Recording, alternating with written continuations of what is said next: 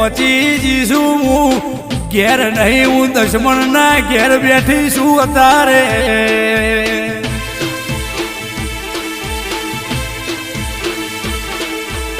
જગતના ભુવાય આવી છી પૂછો પાડી છી પણ કોઈને જડતી નથી એનું ઘર થાક પરુડીએ 4 વાગે ભલ્યા બકરું નાખો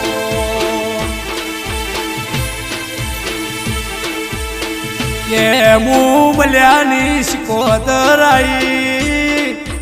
તાણીના આભના તારા દેખાય આ દાડો નો કર્યો હતો અને શિકોતર ઘેર નો આવો